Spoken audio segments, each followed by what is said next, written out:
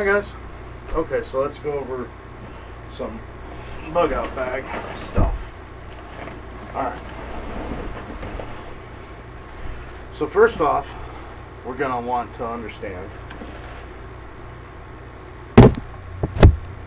Yeah, there we go. We're going to want to understand a few things. Yes, if you wanted to live on the run, especially in light of recent events and hysteria and craziness, if you wanted to live on the run, you would want to carry as little as possible. Alright, having said that, carrying as little as possible and living on the run sucks. Okay? That is primarily best suited to people that are very thin and can run real fast and all that stuff. I'm not one of those. The other thing is that you're not really, when you look at bug bout bags, the general rule of going over 30% of your body weight is always going to be there. If you're a 100-pound person, that means that your bug out bag can only weigh 30 pounds. If you're a 300-pound person like I am, that means that that bug out bag can weigh up to 90 pounds. Think about it that way. Alright, the other thing is that when you look at that type of a situation, there are some things that I can get away with in my bug out bag and still be considered medium weight for me, which is 20% of my body weight, or 60 pounds. There's things that I can get away with in a medium weight situation that other people cannot. Okay? And you'll see that throughout this. That's one thing. The other thing is that when you create a bug out bag, you want to have something that you don't really want to fill it to the gills per se, but on the other hand, you want to be able to have enough in it that you can take care of yourself over an extended period of time. There is no resupply train. There is no resupply train. So once you're out there, you're on your own. So understand that. Alright. So let's go over the first few things of this, which would be, what kind of bag do I have? You'll see this in, there you go. You'll see this bag. Okay, this bag is a Molly 2, and I picked it up at a mil-spec, or mil surplus store. $70, not bad. Okay? So, attached to the front of this thing, I've got my Hawk. On the other side, I also have my Estwing. Now, why do I want both of these? Well, if I have both of these, this can act as an anvil for me to do blacksmithing with if I need to. Also, it's good to have a backup Hawk. On the other hand, is it absolutely necessary? No, it's not. If I were to want to cut weight more than what I already have, this would be the first thing to go. Okay? It's 4 pounds. Yeah, it's fully metal, but it's 4 pounds. This is 2.5. If the handle breaks, so what? I can always carve a new one. Alright. The other thing that you see right out the gate is you see this big bow saw right here. Why do I have a bow saw? Okay. Now, granted, it's not a smaller, tiny saw. It's not. But what it is it does give me the horsepower, should I need it, to take care of a large limb, no problem. Okay? I've used some of the folding saws in the past. just about every folding saw that I could find. I've used the pocket chainsaw. I've used stuff like that. You know what I found? They're all underpowered when it comes to getting a good size line. This will power through it, no problem. Yeah, it's more horsepower, a little bit heavier, but, and definitely not size efficient at all. On the other hand, it gives me the horsepower I need. I've got a big back. I'm a big guy. I can afford to take the weight of this bow saw and the size. The bulk, for me, it's worth it. Alright. Hanging off the back of it, crank light. Cheap, 10 bucks. Why do I like it? I don't need batteries. The less I'm reliant on batteries, the better off I will be. Alright.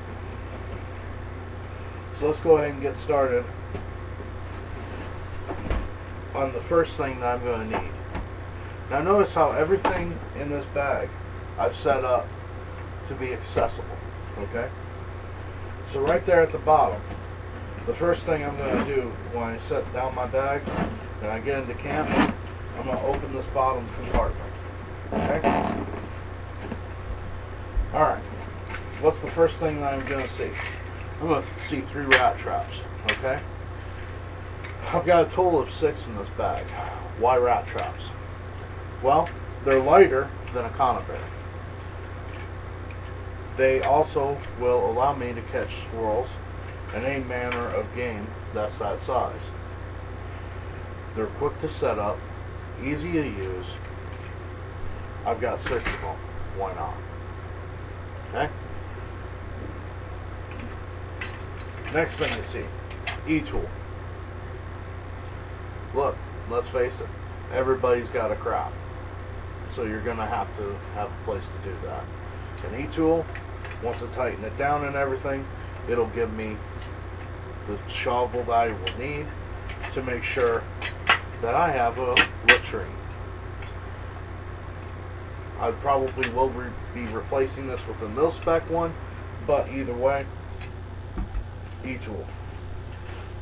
4 55-gallon, 3 mil thick trash bags covered extensively in hemp rope, or in hemp, basically. No, it's like a hemp string. Okay? Why hemp? Hemp can be frayed, hit with a ferro rod, goes up just as easy as jute, if not better. It's decently strong, and if I want to, you know, after I take it off of this thing, I'm going to need this cordage to string up my shelter system. Which would you rather carry? This, which is barely a pound, or would you rather carry a 10 that's 7? My gun weighs 7. Well, okay, the single shot weighs 7. Okay, the Ruger 1022 is a lot less than that. There you go. Anybody remember this? Yeah, it's the Jello axe rope. You know why? If you've seen the video, you know why. Next. Alright. Next is my cold weather gear. Yes, I will be having wool socks in this at some point. This, well, like everything, this is a work in progress. So what do I have for cold weather gear? First up, balaclava. Okay?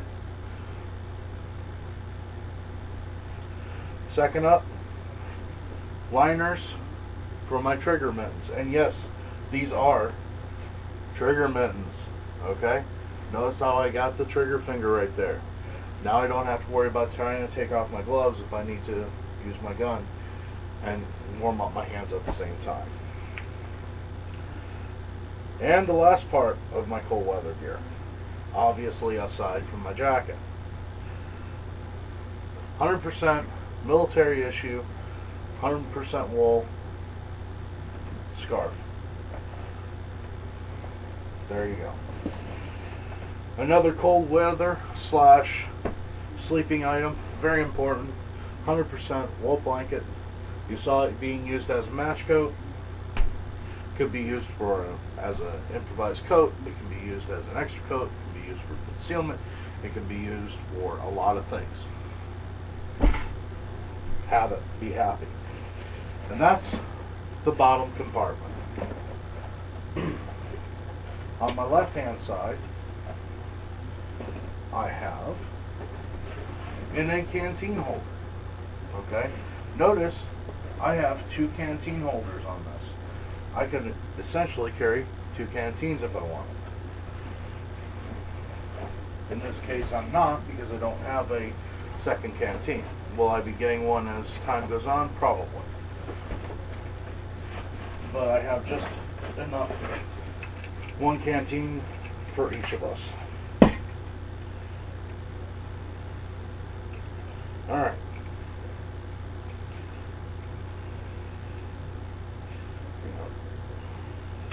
There we go. Had to fix my trap. 3 more rat traps. By now you know why. It has, this canteen thing has side pockets. One of the side pockets, I've got 4 lighters. The reason why I have 4 lighters, lighters are always, if you're gonna have one fire tool in the woods, hey, might as well want a lighter, because it's not sure flame, but it does have a good chance of providing a good flame. Okay, the other canteen container. Attached to it, I've got a P38. In that same pocket, I've got a bunch of jute twine. We know why. Alright, in the back pocket of this, I have nothing. Alright. Here's my canteen. I don't know if you guys if I've shown this on YouTube, so I'm going to go ahead and show it now.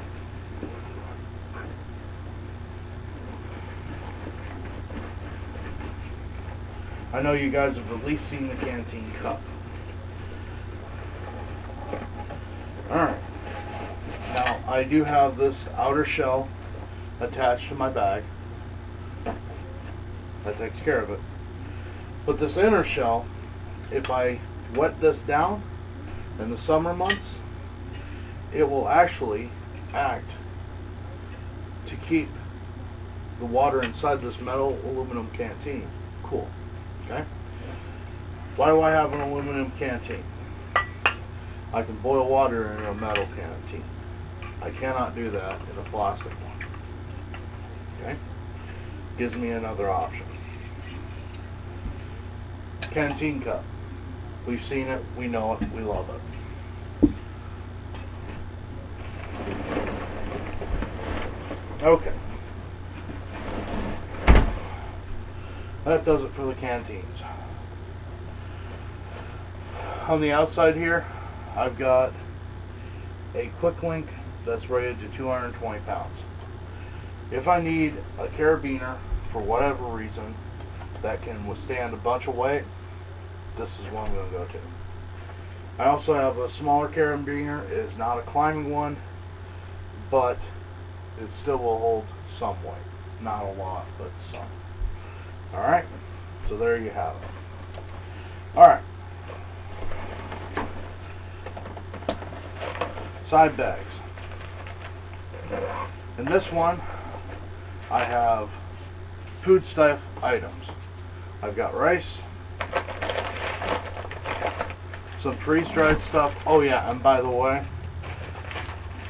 this freeze-dried stuff, I have 5 packages of it. This freeze-dried stuff, we're going to have a discussion about it, but honestly, I'll eat it if I have to. But the taste sucks. I'm just going to tell you that right now. So, anyway, but I'll go over that later. Then I've got poultry seasoning. It has sage in it. It's got black pepper, nutmeg, marjoram, rosemary, okay, thyme, sage. The main thing that we're going for is sage here, and the reason why is sage is great for toothaches. I've got the other stuff just to kind of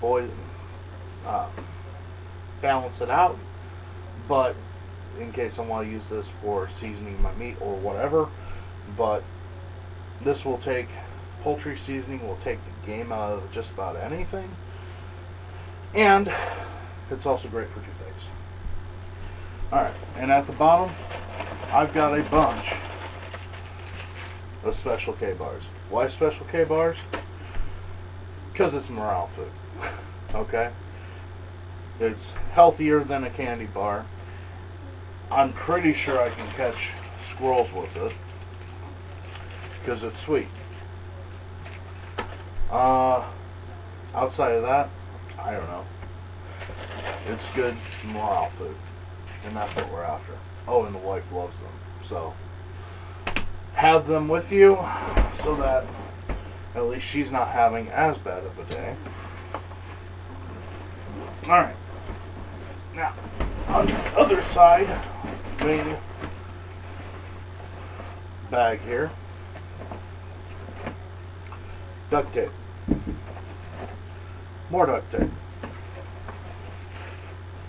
You guys aren't getting to see that. I have to have some secrets. 12 gauge bore snake.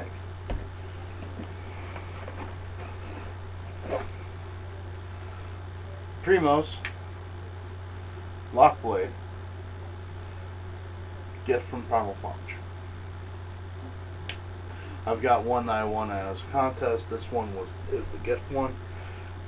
And I've got the other one, and I'm thinking about integrating it into here. So I have two of these, but either way, Team Primos, awesome blade. Okay? Awesome. Right here in my bug out bag. Carpenter pencil.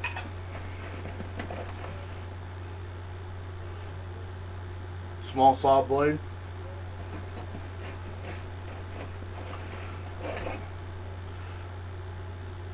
Twelve hacksaw blades. 4-in-1 file and rasp. Chainsaw file. Round. Powder measure. Okay? For black powder users, you've seen this one. This is a rifle powder measure. Can be used to load shotgun shells. You want to know how much powder you're putting in your shotgun shell so that, well, you don't have adverse things happening to you. Small pill bottle full of 209 primers for a shotgun shell. So if I need to reload in the field, I can do so. Flat chainsaw file. Vice grips. Some of these saws, the hacksaw blade, the small saw blades, well, you're going to need a handle for it. That's where vice grips comes in. Need something to wrench with, vice grips.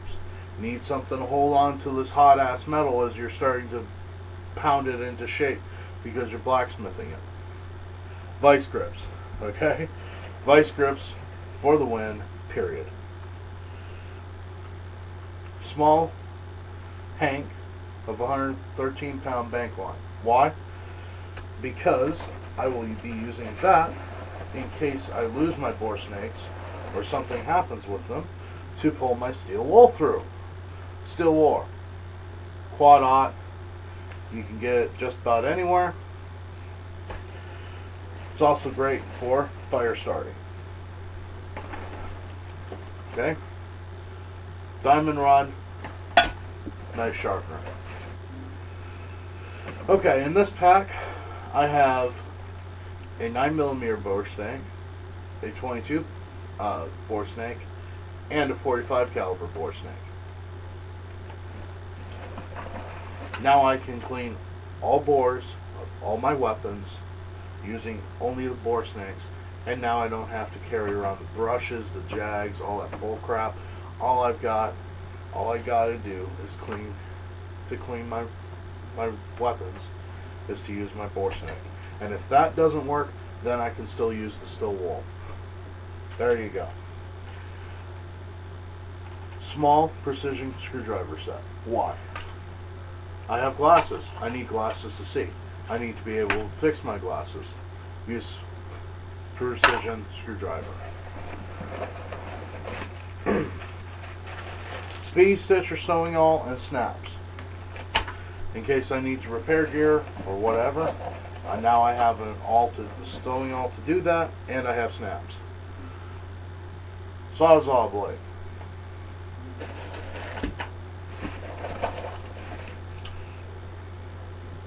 Allen wrench for the stock of the Mossberg 500. Allen wrench set.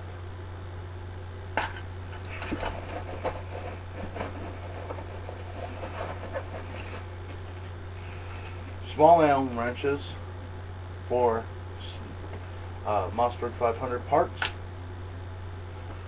Magnesium bar and ferro rod attached to the side. And that'll do it for the tool section. Alright. So let's get into the top portion. Alright. In the top portion, I have my main fire kit. In my main fire kit, I have 2 ferro rods, matches, of course, but these are the longer kitchen matches. I have the striker paper right here. It's inside of a pill bottle that will not get wet, or really shouldn't. And then I've got a fossil tin from an old watch that I got ages ago. Inside of that, I have another magnesium bar. I have, I don't know, 9 boxes of matches in here.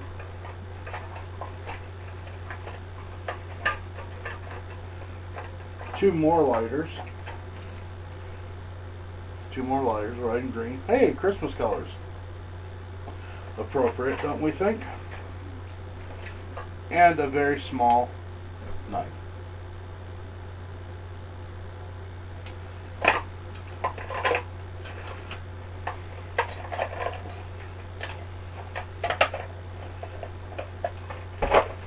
Alright.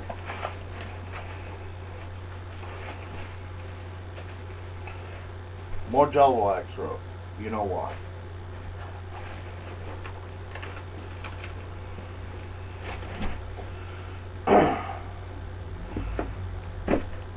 Three books of medicinal and edible plants.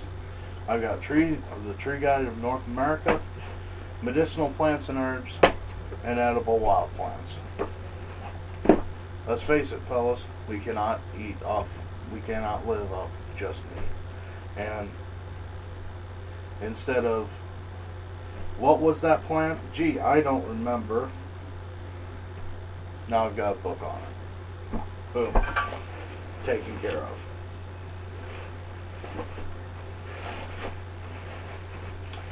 Charred lamp wick. Now I'm going to go over this in a little bit, but I've got 4 lamp wicks in here, and each of them has one end that's charred, much the same way as Bushcraft My Way's newest video, but I'm just using a lamp wick. I got the idea from Dave Canterbury. Binoculars. Granted, they're the cheapies. I think it's only 4x30 magnification, but hey, it's better than nothing. They were cheap, and you always want to have a decent set of binoculars, or at least you want to have some binoculars just in case, so that you'll be able to see what's going on ahead of you. Alright.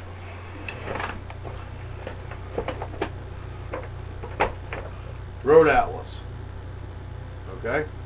Maybe I want to travel the roads. Then maybe I'm in an area that I don't know where the roads are at. Or maybe I want to avoid the roads.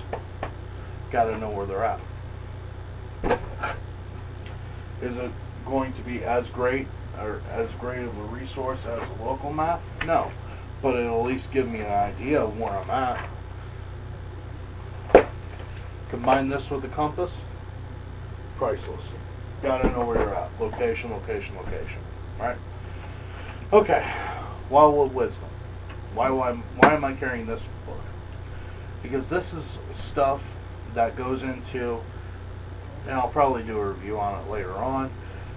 It basically goes over the really old Indian ways of doing just about everything before we had all this cool gear. But on the other hand, you know, instead of trying to remember and learn everything when it comes to bushcraft, I can try to remember as much as I can, but if I have a book to reference to, it's worth it. So, yeah, I'll add a book. Knowledge is lightweight, well, kind of. Okay.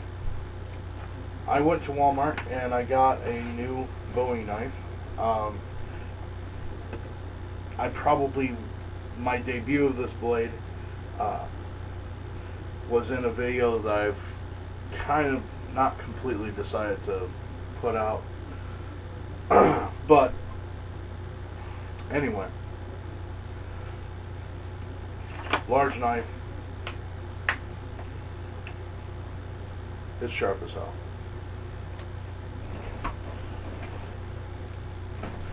You know it. You love it. My ultimate knife. We've went over this I don't know how many times.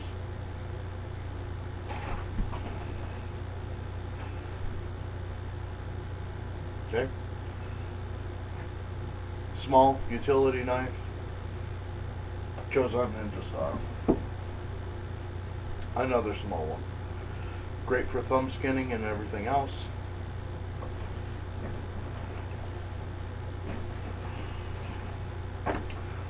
Pair of welding gloves. Why a pair of welding gloves? Well, not only are they great work gloves, and for a guy like me, I've got huge hands. It's hard for me to find a pair of gloves that fit my hand very well. These welding gloves do it. They're also very tough, so I could use them as a work glove if I needed to. But because they're so heat resistant, if I'm going to do any blacksmithing or anything like that, I'm going to want to use these, because these will take the heat from the fire and from the steel.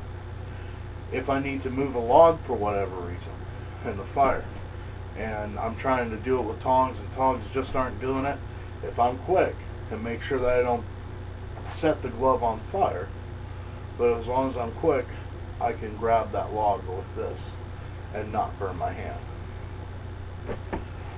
Welding gloves. I've got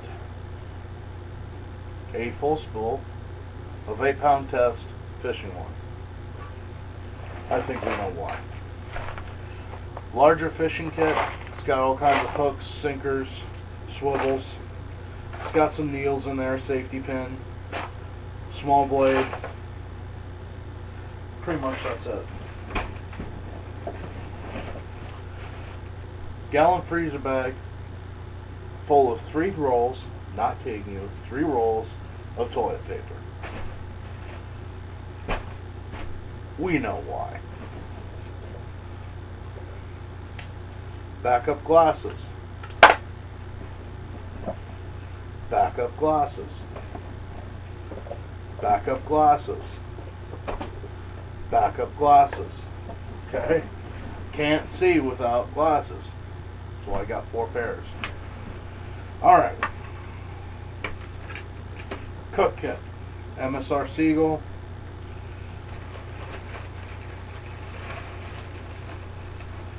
In this bag here, I've got gel wax rope and a whole bunch of char cloth. Bandana, and wrapped up in the bandana, magnifying lens.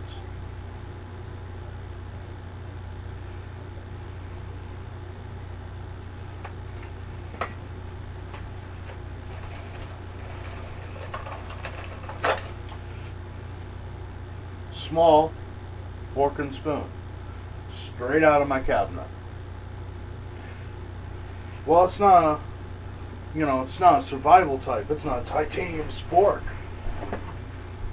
So, this will actually last me better. It'll last me longer. It's good steel.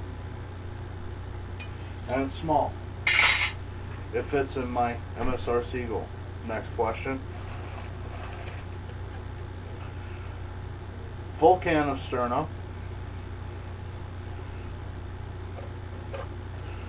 Pathfinder stove, which is basically just a ring more or less of this. And it's even got a grill top to the top of it that I can straighten out and put on the can. And for kudos, check this out. If you take this stove, it'll set right in the can, and then you can take this grill top if you wanted to and lay it on top. Of course, I would straighten this out, and now I've got a grill top also. So by collapsing this grill around my can, now I've got a can of Sterno that I can use to light fire with. It's almost it is a surefire method, and I've got the stove wrapped right around it. Weighs nothing. Okay, bunch of flint. There's a blanket pin in there, the large blanket pin that Dave Canterbury sells. I managed to break mine. At the bottom, 2 more ferro rods, 2 more lighters. Are you seeing a common theme here? I don't want to lose fire. Alright. 235-pound test and 486 feet spool of bank line.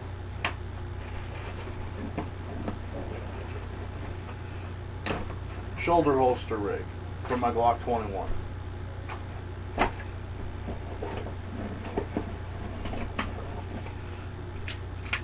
Two 27-round magazines for my Glock 21.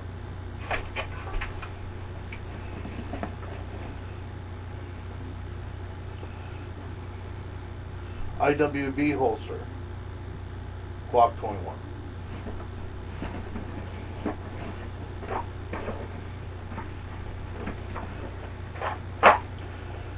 Rounds, 45 ACP.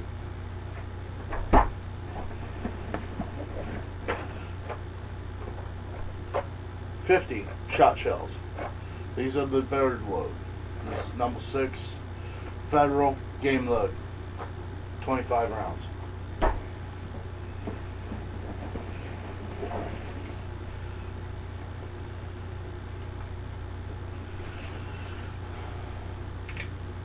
Belt with 25 slugs in it.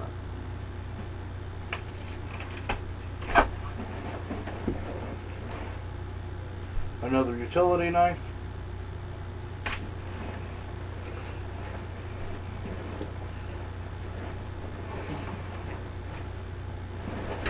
And we are done. That's the bug out. That's my bug out bag. Obviously, over time, everything changes from time to time, but essentially that's it. I'm a big guy. Oh, and on the outside, I've got 2 bandanas tied onto it. I'm a big guy, Therefore, I'm allowed to carry a little bit more because I can handle the weight. A lot of people couldn't. There are some people that would not be able to handle much of this.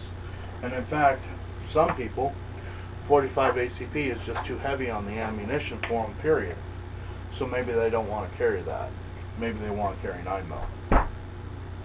It's up to you. 12 gauge. The reason why I went 12 gauge is because I wanted to kill just virtually about anything that came in my path with one shot. Okay? We'll talk about shotguns more and always as things go down the line, and I'm not essentially a huge advocate of this, but here's why I chose bird load instead of buckshot or anything else. The only thing more effective than buckshot for something big is a slug. The only thing that's going to give me the full maximum range potential of the shotgun is a slug.